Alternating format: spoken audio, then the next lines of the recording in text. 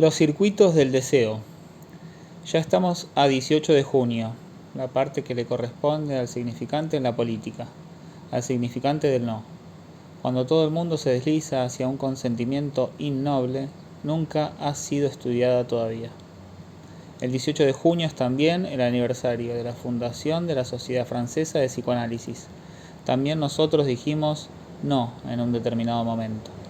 La última vez empecé a comentar la observación de una obsesiva tratada por uno de nuestros colegas, y había empezado a esbozar algunos de los principios que pueden deducirse de la forma en que nosotros articulamos las cosas, y que permiten opinar sobre lo bien o mal dirigido, lo correcto o incorrecto, de la conducción de un tratamiento centrado en un fenómeno que evidentemente existe en el contenido aportado por el análisis, a saber, la toma de conciencia de la envidia del pene.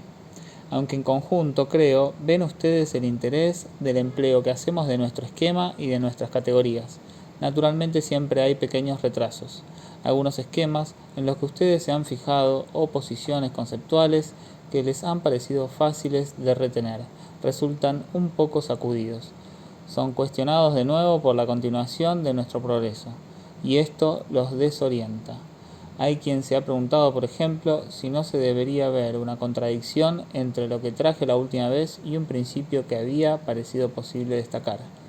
Se supone, en suma, que yo habría dicho, al menos es lo que se entendió, que el desarrollo sexual de la mujer pasaba obligatoriamente por lo siguiente, que ha de ser el falo sobre un trasfondo de que no lo es, y que para el hombre el complejo de castración puede formularse así, que tiene el falo sobre un trasfondo de que no lo tiene, o está amenazado de no tenerlo. Se trata evidentemente de esquemas a los que, desde cierto punto de vista, se les puede oponer tal o cual fase del desarrollo sexual. Es del todo insuficiente insistir en eso, porque de todas formas la dialéctica del ser y el tener vale para los dos. El hombre también ha de darse cuenta de que no lo es. En esta misma dirección podemos situar una parte de los problemas implicados en la solución del complejo de castración y del penisneid.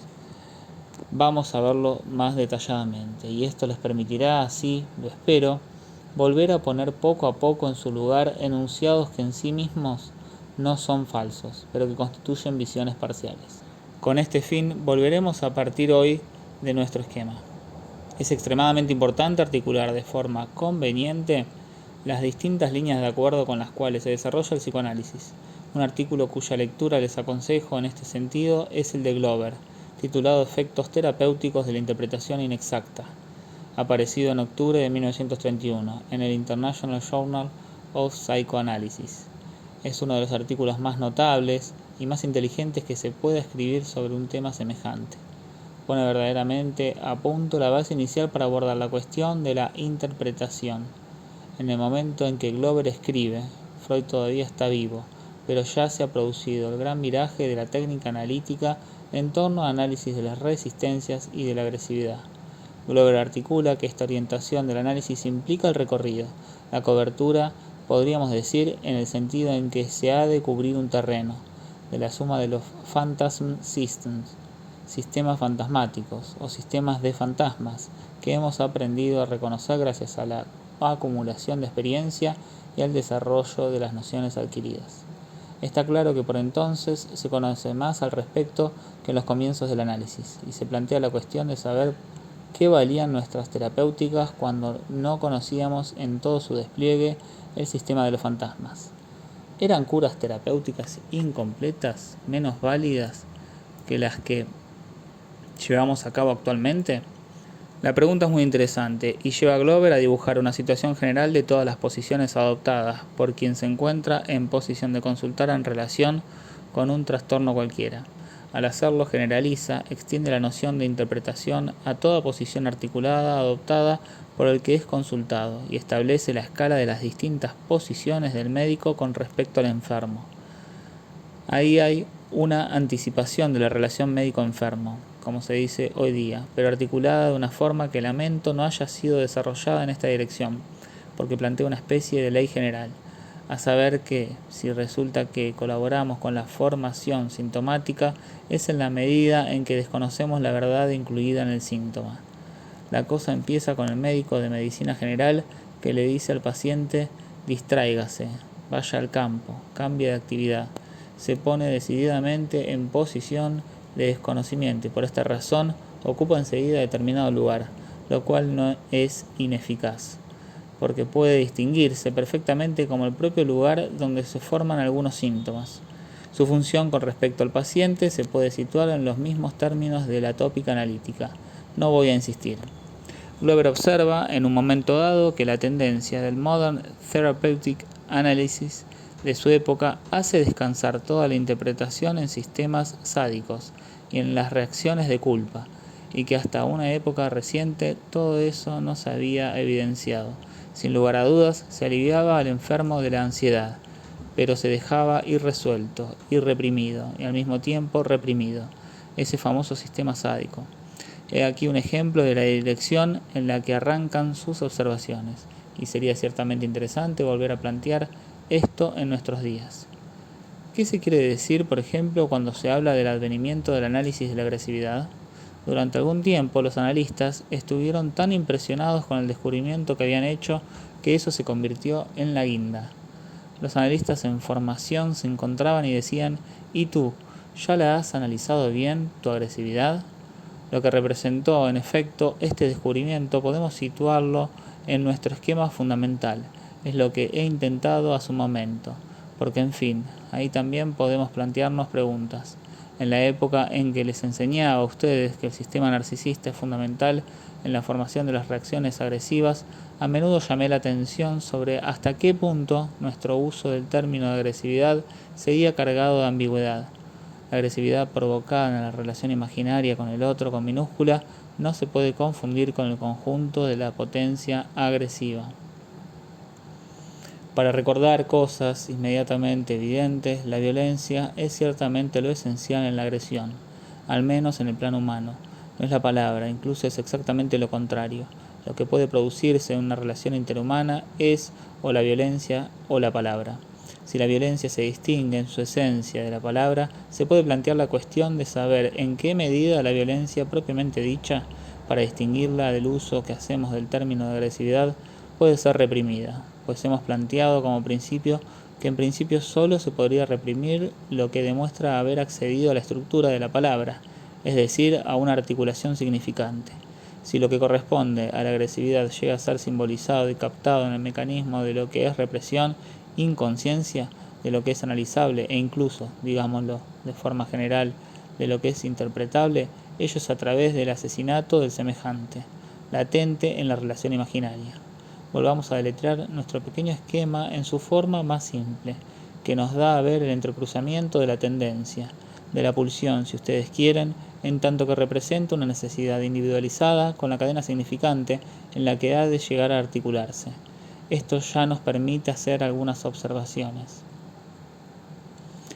Hagamos una suposición.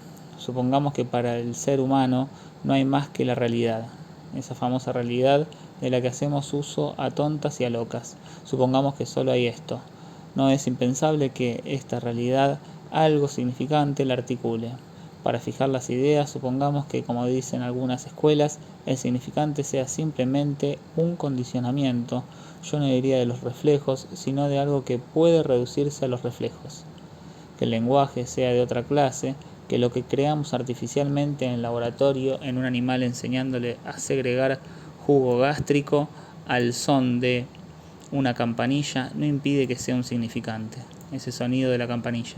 Se puede suponer, pues, un mundo humano enteramente organizado en torno a una cual esencia de cada una de las necesidades que han de satisfacerse con un número determinado de signos predeterminados. Si estos signos son válidos para todos, ello debe producir en principio una sociedad que funcione de forma ideal. Cada emisión pulsional, a la medida de las necesidades, será asociada con un sonido de campana diversamente modulado, que funcionará de tal forma que quien la oye satisfará inmediatamente dicha necesidad. Así llegamos a la sociedad ideal. Lo que estoy dibujando es lo que siempre han soñado los utopistas, a saber, una sociedad que funciona perfectamente y conduce a la satisfacción de cada cual de acuerdo con sus necesidades. A esto se añade, a decir verdad, que todos participan de acuerdo con sus méritos, y ahí es donde empieza el problema. En suma, este esquema, aunque permanece en el nivel del entrecruzamiento del significante con el empuje o la tendencia de la necesidad, ¿a qué conduce? A la identificación del sujeto con el otro, en tanto que éste articula la distribución de los recursos que pueden responder a la necesidad. No resulta así, por el solo hecho de que es preciso tener en cuenta el trasfondo de la demanda, aunque solo fuese para explicar la articulación del sujeto en un orden que existe más allá del orden de lo real y que nosotros llamamos el orden simbólico, que lo complica, que se superpone a él, que no se adhiere a él. De entrada, sin embargo, en este nivel, desde este estado simple del esquema interviene, al menos en el hombre, algo natural, orgánico, que lo complica. He aquí al sujeto, el niño mítico que sirve de trasfondo a nuestras especulaciones psicoanalíticas. Empieza a manifestar sus necesidades en presencia de su madre. Es aquí, en A mayúscula, donde se encuentra con la madre como sujeto hablante. Y es aquí, en S minúscula, A mayúscula, donde se consuma su mensaje, en el punto donde su madre lo satisface. Como ya les he advertido, no es en el momento en que la madre no lo satisface, lo frustra, cuando piensa los problemas. Sería demasiado simple, aunque siempre van a parar a eso, precisamente porque es simple. El problema interesante no le pasó inadvertido a un Winnicott, por ejemplo, de quien se sabe que su ingenio y su práctica cubren toda la gama del desarrollo actual del psicoanálisis y de sus técnicas, incluyendo una consideración extremadamente precisa de los sistemas fantasmáticos que están en el campo fronterizo con la psicosis. Winnicott, en su artículo sobre los objetos transicionales que ya les destaqué, muestra con la mayor precisión que el problema esencial es saber cómo sale el niño de la satisfacción y no de la frustración para construir su mundo, en la medida en que para el sujeto humano se articula un mundo que supone más allá de la demanda. Cuando la demanda se satisface y no cuando es frustrada, aparece lo que Winnicott llama los objetos transicionales, es decir, los pequeños objetos que, como vemos, adquieren una importancia extrema en la relación con la madre. Un pedazo de manta que el niño arrastra celosamente, un trozo de cualquier cosa, un sonajero. Es esencial situar con toda su precocidad este objeto transicional en el sistema de desarrollo del niño. Dicho esto, detengámonos en la frustración, es decir, lo que ocurre cuando el mensaje no llega. La relación con la madre, en la que la madre impone, más que su ley, lo que es llamado su omnipotencia o su capricho, se complica con el hecho de que, como nos lo muestra la experiencia, el niño humano, y no cualquier pequeño, está abierto a la relación de orden imaginario con la imagen del cuerpo propio y con la imagen del otro. Y esto a partir de una fecha que tratamos de determinar cuando nos interesábamos, hace 3 años, en el estallido del espejo. El estallido del espejo no se ha evaporado después. Me gustan mucho aquellos de entre ustedes que dicen que todos los años es algo distinto, que el sistema cambia. No cambia, simplemente trato de hacerles recorrer su campo. Vemos que en nuestro esquema el estallido del espejo se sitúa más acá de lo que ocurre en la línea de retorno de la necesidad. Satisfecho o no, el sujeto experimenta, por ejemplo, reacciones de decepción, de malestar, de vértigo en su propio cuerpo con respecto a la imagen ideal que tiene de dicho cuerpo y que adquiere en él un valor predominante debido a un rasgo de su organización que vinculamos, con mayor o menor razón, con la prematuración de su nacimiento. En resumen, vemos que desde el origen se interfieren 2 circuitos. El primero es el circuito simbólico donde se inscribe, digamos, para fijar las ideas, para ponerlas en una percha que ustedes ya conocen. La relación del sujeto con el superyo femenino infantil. Por otra parte, está la relación imaginaria con la imagen ideal de sí mismo que queda más o menos afectada, incluso herida, con ocasión de las frustraciones o decepciones. Así resulta que el circuito actúa en 2 planos, plano simbólico y plano imaginario. Por una parte, la relación con el objeto primordial, la madre, el otro con mayúscula como lugar donde se sitúa la posibilidad de articular la necesidad en el significante. Por otra parte, la imagen del otro, A minúscula, en la que el sujeto tiene una especie de vínculo consigo mismo, con una imagen que representa la línea de su culminación, imaginaria por supuesto.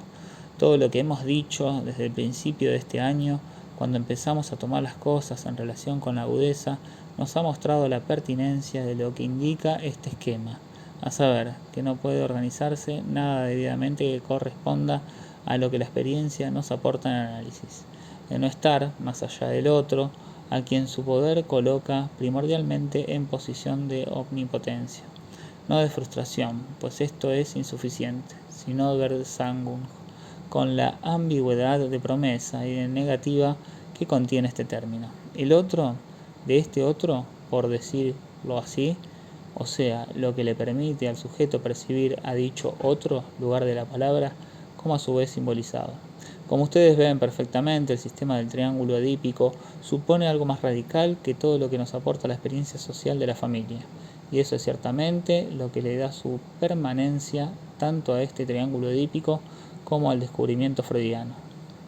Así les dije que el padre, con P mayúscula, nunca es solo el padre, sino más bien el padre muerto, el padre como portador de un significante en segundo grado, que autoriza y funda todo el sistema de los significantes y hace que el primer otro, o sea, el primer sujeto a quien se dirige el individuo hablante, esté él también simbolizado. Únicamente en el nivel de este otro, de la ley propiamente dicha, y una ley, insisto en ello, encarnada, puede cobrar su dimensión propia el mundo articulado, humano. La experiencia nos muestra hasta qué punto es indispensable el trasfondo de un otro con respecto al otro, sin el cual no puede articularse el universo del lenguaje tal como se manifiesta, eficaz en la estructuración no sólo de las necesidades, sino de eso cuya dimensión original trató de mostrarles este año, y que se llama el deseo. Si el otro como lugar de la palabra pudiera ser tan solo el lugar del sonido de la campanilla de la que les hablaba hace un momento, no sería hablando con propiedad un otro, sino únicamente el lugar organizado de los significantes, que introduce orden y regularidad en los intercambios vitales en el interior de una determinada especie. No se ve bien quién hubiera podido organizarlo. Puede considerarse que, en una sociedad determinada, hombres llenos de benevolencia se dediquen a organizarla y a hacerla funcionar. Incluso se puede decir que este es uno de los ideales de la política moderna. Pero el otro no es esto. El otro no es pura y simplemente el lugar de ese sistema perfectamente organizado, fijado. Es, a su vez, un otro simbolizado. Y esto es lo que le da su apariencia de libertad. El otro, el padre en este caso, el lugar donde se articula la ley, está él mismo sometido a la articulación significante, y más que sometido a la articulación significante, está marcado por ella, con el efecto desnaturalizador que supone la presencia del significante. Lo que está en juego queda lejos todavía de haber alcanzado un estado de conceptualización perfecta, pero a modo de hipótesis de partida para ilustrar nuestro pensamiento, diremos que el efecto del significante en el otro, la marca que recibe de él en este registro, representa la castración propiamente dicha. En otra época habíamos destacado, a propósito de la tríada, castración, frustración, privación, que en la castración el agente es real. Lo que se requiere es un padre real, mientras que la acción es simbólica y afecta a un objeto imaginario. Volvemos a encontrar aquí esta necesidad. Tan pronto ocurre algo real en el registro de la ley, ¿y qué importa aquí que un padre sea más o menos desfalleciente si algo lo reemplaza, ocupa su lugar? Se produce lo siguiente. En el sistema de la demanda donde se instaura el sujeto se refleja su trasfondo. Lejos de que el sistema de la demanda sea perfecto, de que su rendimiento sea pleno o lo sea su uso, se introduce en su trasfondo el efecto del significante sobre el sujeto, la marca dejada por el significante en el sujeto, y la dimensión de la falta introducida en el sujeto por dicho significante. Esta falta introducida es simbolizada en cuanto tal en el sistema del significante como efecto del significante sobre el sujeto, a saber, el significado hablando con propiedad. El significado no aparece tanto debido a cosas profundas, como si la vida floreciera en significaciones, sino por el lenguaje y el significante, que imprime en la vida esa especie de efecto llamado el significado. Esto es primitivamente simbolizado, como le indica lo que hemos planteado sobre la castración. Lo que le sirve de soporte a la acción simbólica, llamada la castración, es una imagen, elegida en el sistema imaginario, para hacer dicho soporte. La acción simbólica de la castración elige su signo que se toma prestado del dominio imaginario. Algo en la imagen del otro es elegido para llevar la marca de una falta, que es aquella misma marca por la que el viviente porque es humano, o sea, porque está en relación con el lenguaje, se percibe como excluido de la omnitud de los deseos, como algo limitado, local, como una criatura, dado el caso, como un eslabón en el linaje vital, uno más por el que pasa la vida. Un animal solo es, efectivamente, uno de los individuos que realizan el tipo, y a este respecto, en relación con el tipo, cada individuo puede ser considerado como ya muerto. También nosotros estamos muertos con respecto al movimiento de la vida, pero a través del lenguaje, y a diferencia del animal, nosotros somos capaces de proyectarlo en su totalidad, e incluso más, en su totalidad como llegada a su fin. Esto es lo que Freud articula en la noción de instinto de muerte. Quiere decir que para el hombre la vida se proyecta ya como llegada a su término, o sea, el punto donde retorna a la muerte. El hombre es este ser animal capturado y articulado en un sistema significante que le permite dominar su inmanencia de viviente y percibirse como ya muerto. Y precisamente lo hace solo de una forma imaginaria, virtual, llevada al límite, especulativa. No hay experiencia de la muerte, desde luego, que pueda corresponder a esto, y por este motivo precisamente está simbolizado de otra forma. Está simbolizado en el órgano preciso en el que se pone de manifiesto de la forma más sensible el empuje de la vida. He aquí por qué el falo, como representante de la elevación de la potencia vital, ocupa un lugar en el orden de los significantes para representar lo que está marcado por el significante, aquello que, debido al significante, está marcado por la caducidad esencial con la que puede articularse. En el propio significante, la falta en ser, cuya dimensión introduce en la vida del sujeto el significante. Esto nos permite comprender en qué orden se le presentaron las cosas al análisis a partir del momento en que, simplemente, hubo alguien que no partió de la escuela para ir hacia el fenómeno, sino que partió de los fenómenos tal como los veía manifestarse en los neuróticos. Ese era el terreno de la elección para poner de manifiesto esta articulación en su esencia, porque ahí se manifiesta en su desorden. La experiencia nos ha demostrado que siempre era en el desorden donde podíamos aprender más fácilmente a encontrar los engranajes y las articulaciones del orden. Lo que en primer lugar encontró Freud, a través de una experiencia que evidenció inmediatamente la subyacencia del complejo de castración, es la aprehensión de los síntomas del sujeto. ¿Qué quiere decir el síntoma? ¿Dónde se sitúa en este esquema? Se sitúa en el nivel de la significación. Esto es lo que Freud aportó. Un síntoma es una significación, un significado. Está lejos de interesar solo al sujeto. Su historia, toda su anamnesis está implicada. Por esta razón podemos legítimamente simbolizarlo en este lugar mediante una S A mayúscula, significado del otro que proviene del lugar de la palabra. Pero lo que Freud también nos enseñó es que el síntoma nunca es simple. Está siempre sobredeterminado. No hay síntoma cuyo significante no se traiga de una experiencia anterior. Esta experiencia siempre está situada en el nivel donde se trata lo que está reprimido. Ahora bien, el corazón de todo lo que está reprimido en el sujeto es el complejo de castración. Es el significante de la A tachada que se articula en el complejo de castración, pero que no está por fuerza, ni está nunca totalmente articulado. El famoso traumatismo del que se partió la famosa escena primitiva que entra en la economía del sujeto e interviene en el corazón y en el horizonte del descubrimiento del inconsciente. ¿Qué es? Sino un significante cuya incidencia en la vida ha empezado a articular hace un momento. El ser vivo es captado como vivo, en cuanto vivo, pero con ese desvío, esa distancia, que es precisamente la que constituye tanto la autonomía de la dimensión significante como el traumatismo o la escena primitiva.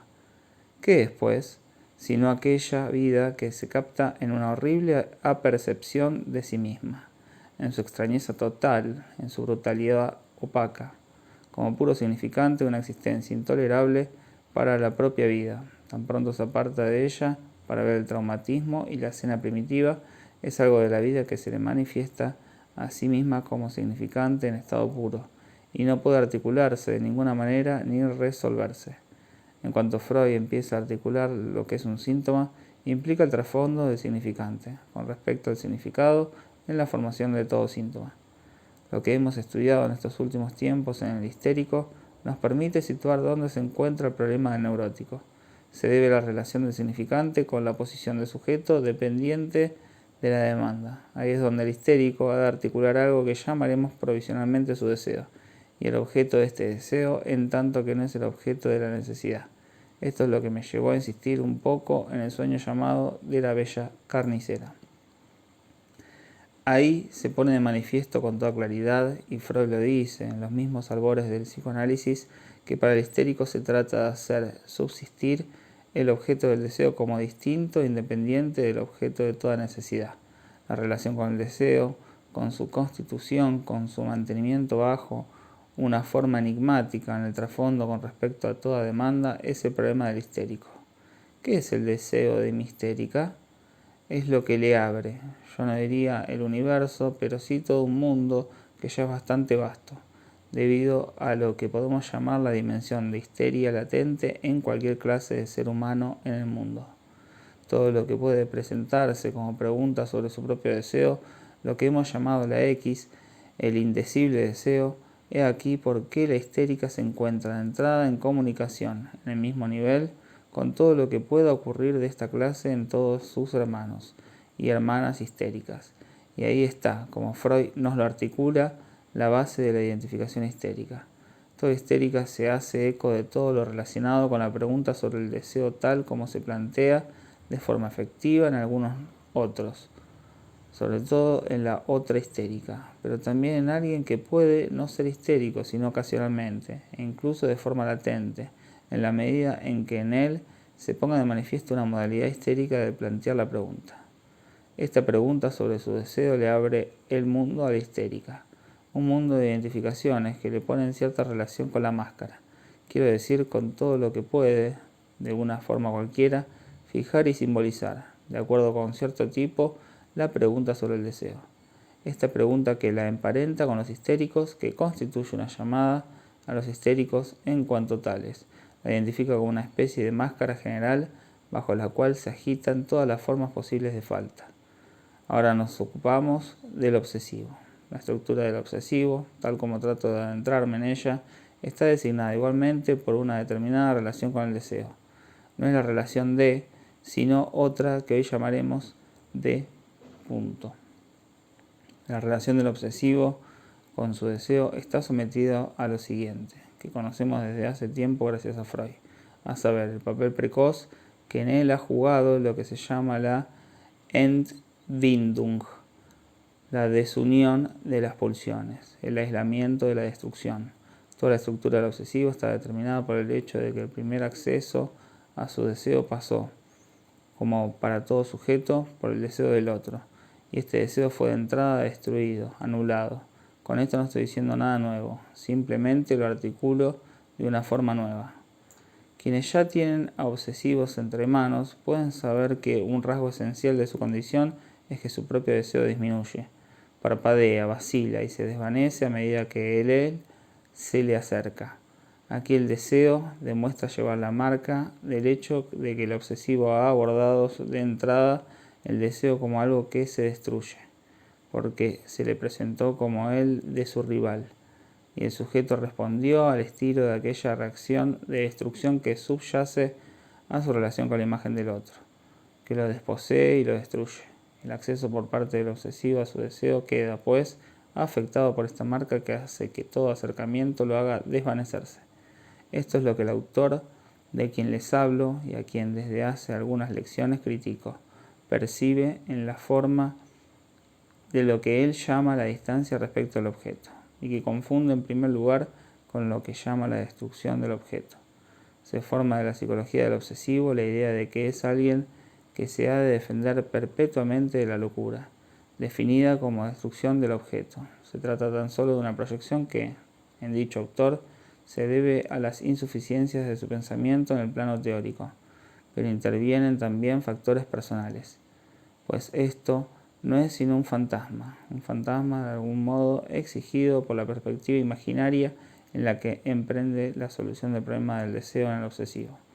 Además, forma parte de la experiencia corriente el hecho de que no hay el menor peligro de psicosis en el obsesivo típico, donde quiera que lo lleves, y en su momento les diré hasta qué punto un obsesivo difiere en su estructura de un psicótico. Por el contrario, lo que se ve ahí aunque esté mal traducido, es que el obsesivo solo se mantiene en una relación posible con su deseo a distancia. Lo que se ha de mantener para el obsesivo es la distancia con respecto a su deseo, y no la distancia con respecto al objeto. El objeto tiene en este caso una función bien distinta. Lo que la experiencia nos muestra de la forma más clara es que ha de mantenerse a cierta distancia de su deseo para que dicho deseo subsista. Pero hay otro aspecto que se observa en la clínica, en lo concreto, cuando el obsesivo establece con el otro una relación que se articula plenamente en el plano de la demanda, ya sea que se trate de su madre primero o de su cónyuge. ¿Qué puede significar para nosotros analistas este término de cónyuge? Es aquel con quien es preciso, de una forma cualquiera, de grado o por fuerza, volver a estar constantemente en una cierta relación de demanda. Aunque en toda una serie de cosas uno se calla. Nunca es sin dolor. La demanda exige ser llevado hasta el fin. ¿Qué ocurre en el plano de las relaciones del obsesivo con su cónyuge? Es exactamente esto, que es lo más sutil de ver. Pero lo observarán cuando se tomen la molestia. El obsesivo se empeña en destruir el deseo del otro. Todo acercamiento al interior del área del obsesivo se salda normalmente. Por poco que uno se deje sorprender, con un ataque sordo, un desgaste permanente que tiende a producir en el otro la abolición, la devaluación, la depreciación de lo que es su propio deseo. Hay sin duda matices, son términos cuyo manejo exige cierta práctica, pero no hay otros que nos permitan percatarnos siquiera de la verdadera naturaleza de lo que ocurre. Ya señalé en otra parte, en la infancia del obsesivo, el carácter totalmente particular, acentuado, que adquiere precozmente en él la articulación de la demanda. En este esquema empiezan ustedes a poder situarlo.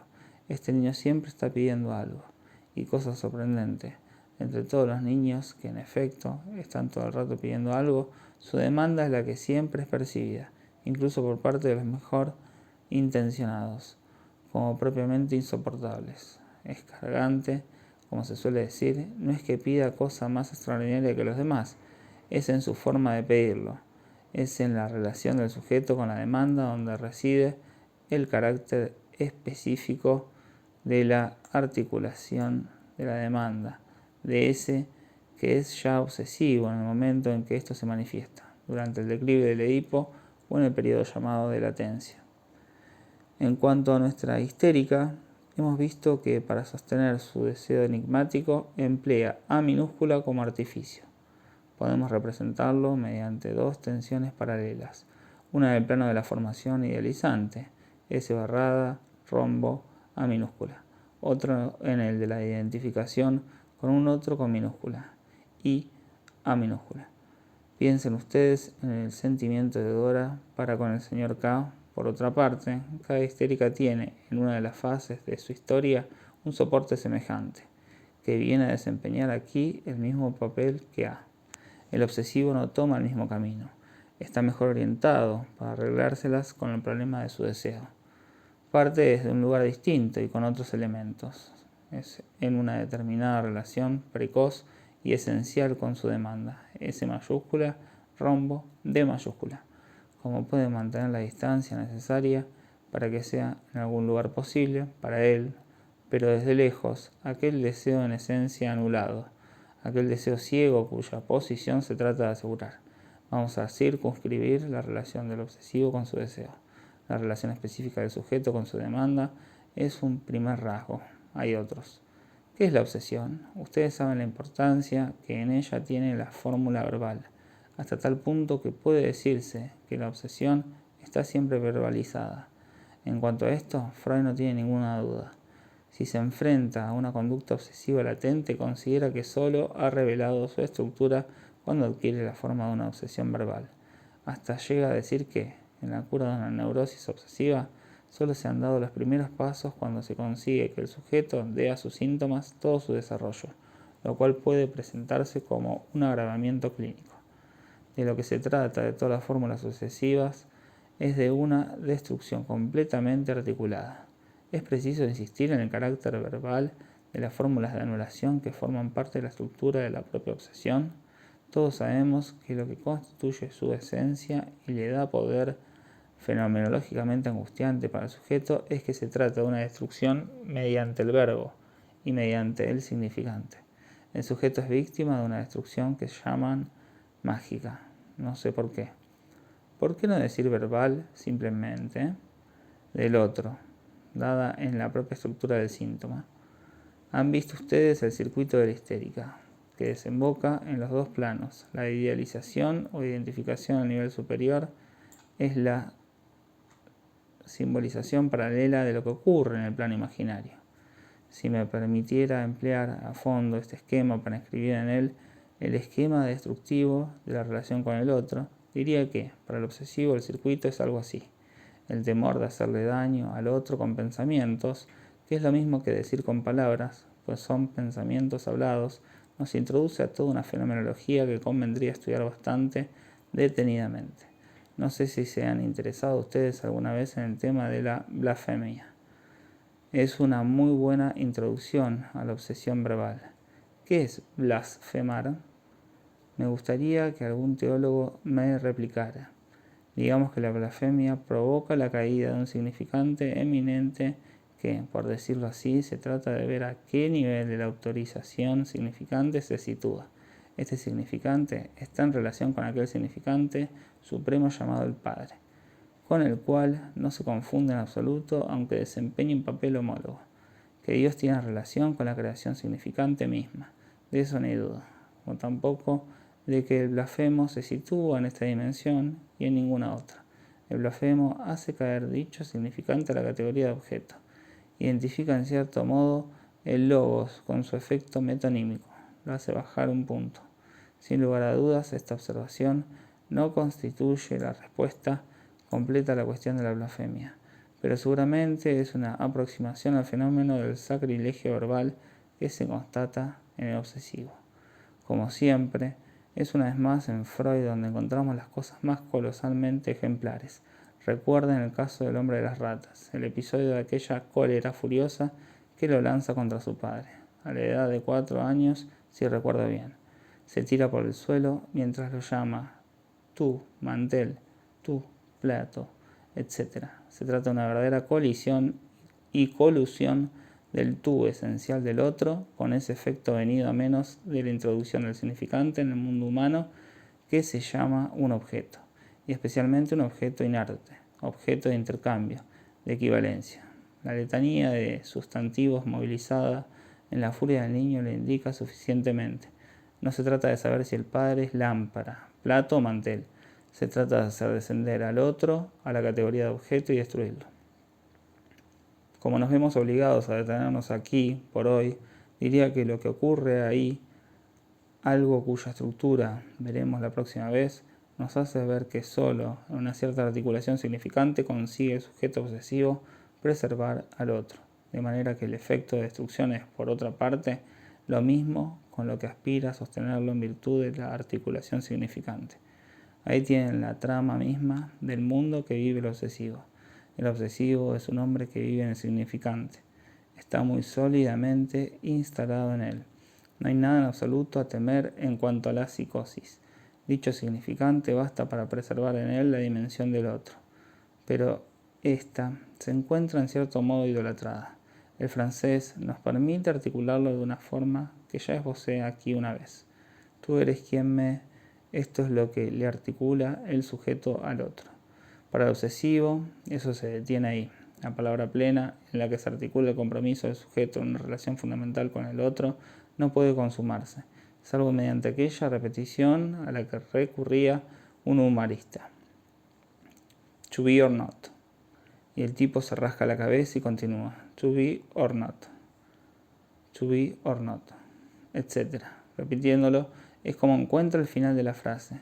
Tú eres el que me, tú eres el que me, tú eres el que me matas. La lengua francesa nos da aquí un esquema fundamental de la relación obsesiva con el otro. La propia articulación que la funda se cierra con la destrucción del otro, pero como es articulación significante, al mismo tiempo lo hace subsistir. Es en el interior de esta articulación donde veremos qué lugar ocupa el significante falo en cuanto al ser y al tener, que fue donde nos detuvimos al final de la última sesión.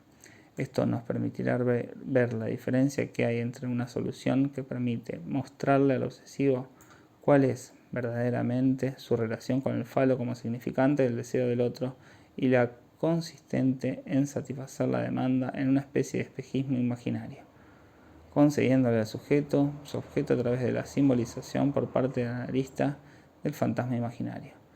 En esta dimensión se desarrolla toda la observación que hemos criticado. La solución ilusoria consiste en suma en decirle a la mujer: ¿tiene usted envidia del pene? Pues bien, es lo que le decía Casimir Perier a un tipo que lo tenía acorralado contra una farola. ¿Qué quiere usted? El tipo le responde: libertad. Pues bien, ahí la tiene, le dice Casimir Perier mientras se le escurre entre las piernas y se larga, dejándolo patidifuso. Tal vez no es exactamente lo que podemos esperar de una solución analítica. El hecho mismo de que esta observación se termine con una identificación eufórica, embriagada del sujeto, cuya descripción coincide enteramente con un ideal masculino hallado en el analista, introduce quizás un cambio en el equilibrio del sujeto, pero desde luego no es la verdadera respuesta a la pregunta del obsesivo. 18 de junio de 1958.